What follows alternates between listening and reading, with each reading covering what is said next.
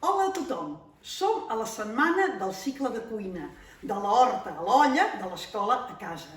Us presentarem 5 menús diferents, amb plats de temporada, deliciosos i molt senzills de fer.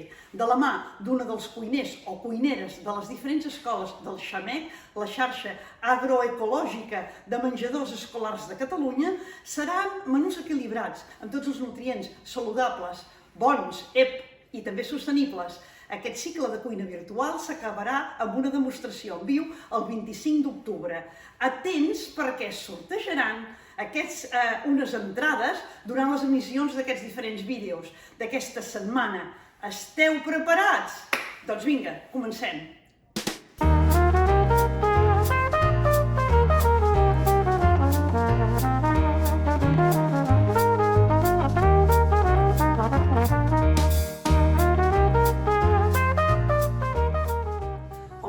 Salutacions a tots i a totes.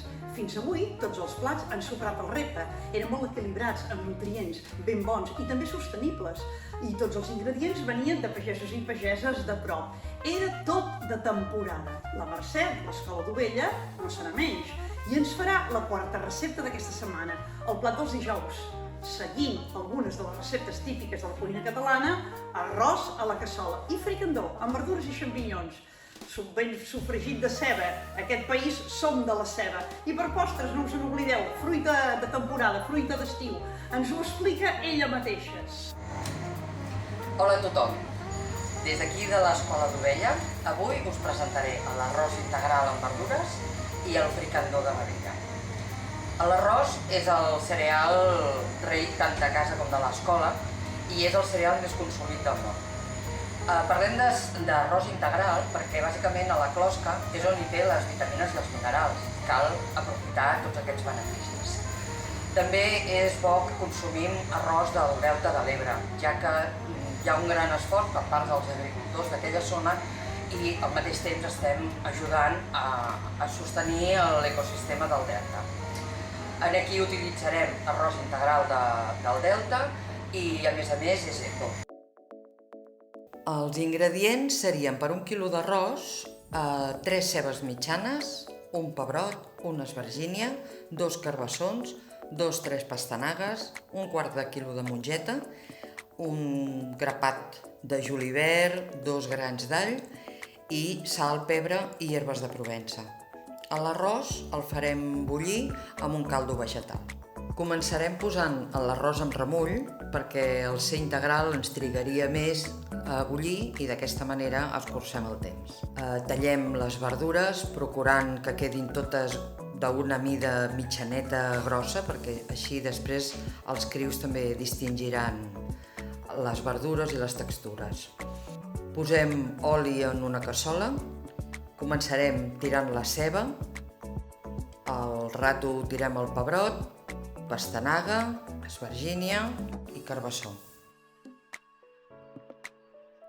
Amb el mateix caldo vegetal que farem després l'arròs, escaldem també la mongeta tendra, tirem sal, un cop estiguin passades totes les verdures, salpebrem i tirem les herbes de Provença. Per altra banda, l'arròs el fem bullir amb l'aigua vegetal que hem dit abans, vigilant els temps, ja que l'arròs integral, un cop queda cuit, de cop es queda passat. Per tant, més val que quedi un punt cruet.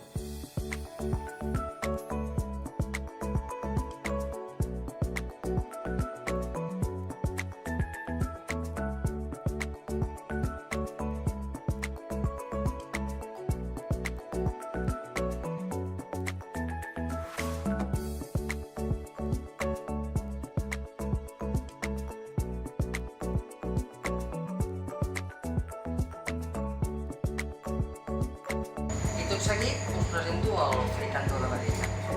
La vedella ha de ser eco, preferiblement, que és la que utilitzem aquí, la comprem als Ripollès, i és important menjar carn vermella de tant en tant, ja que amb la seva vitamina B12 que ens aporta el cos fa que es mantinguin els nivells de ferro estables en el nostre cos. Per tant, és bo de tant en tant consumir-ne. Això sí, sempre acompanyat amb moltes verdures, ja que la verdura ajudarà a eliminar la proteïna tòxica pel nostre cos i absorbirem exclusivament la proteïna que ens beneficia.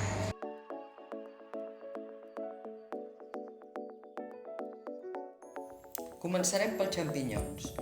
Els pelarem, els tallarem a làmines i els passarem per una paella amb una miqueta d'all i julivert. Un cop fets, els reservarem per incorporar a la cassola a última hora. Per altra banda, tallarem ceba i alls ben petitets que també tindrem preparat per després. Ara passem a enfarinar la carn ben enfarinada i ben espolsada. La fregim amb oli d'oliva i l'anem separant, que quedi doradeta, no cal que quedi molt cuita. Amb aquest mateix oli passarem la ceba i l'all que abans hem tallat i rossegem bé. Quan estigui tot ben daurat, tirarem el tomàquet, sal i pebre i deixarem que cogui. Això, uns 20 minuts, ja ho tindrem llest i serà llavors quan afegirem la carn, els xampinyons i un brou de carn si teniu lleuger o una miqueta d'aigua calenta. Que no quedi massa cobert d'aigua, sempre estem a temps d'anar-n'hi afegint. Esperar que vagi fent el xup-xup a foc lent i que la carn vagi quedant tendra.